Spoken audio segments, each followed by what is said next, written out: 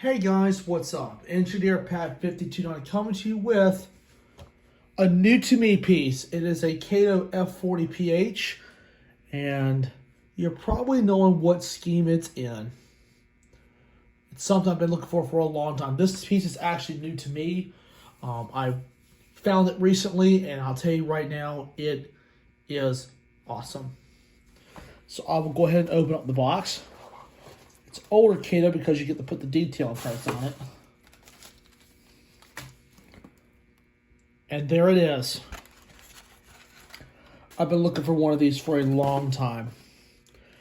It is a Kato F40PH in Phase 3.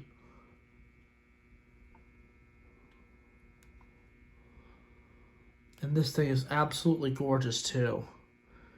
Even got the little beacon light that's in the middle of the number boards.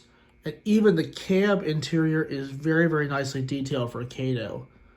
And you can see it does not have the ditch lights on it.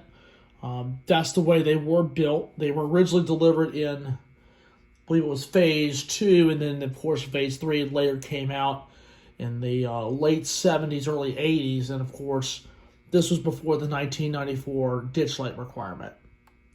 It's a passenger version of an GB40-2,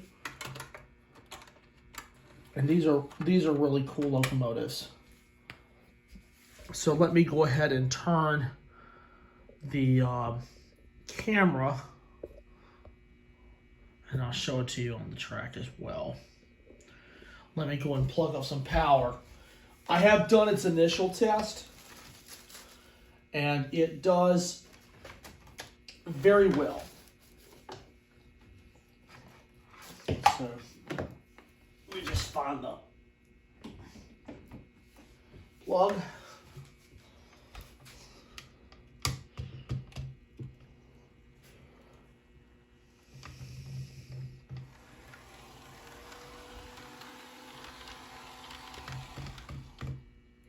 You hear how quiet that thing is? I love Katos because of it. Let me dim the lights a little bit. We can see the lights a little bit better. Backup light does work. Front lights work. This is standard DC. Hopefully I will put digital in this later. But it does run, and it's one of the next locomotives to be on the test track. So that's the next plans I'm going to do, is obviously get a couple of new couplers for it, and possibly put digital in this, maybe sound. I don't know yet. I'll just have to think about it. But this is my latest project for HO. Obviously, I have my Amtrak Genesis, as everybody has seen. But the good thing is I now have found an F40PH that I've been wanting to find for so many years. So this is what this will get. We definitely get new couplers. It will definitely get the detailing parts on. And I will also be trying to get it running with hopefully some digital at least in there, and possibly some sound. So definitely a good little project I've got in store. So anyway, guys, that about wraps up for this video. I hope all of you enjoyed this quick unboxing. And will this thing run? Yes, it will. Before it actually left the store, I actually got them to test it, and it runs beautifully.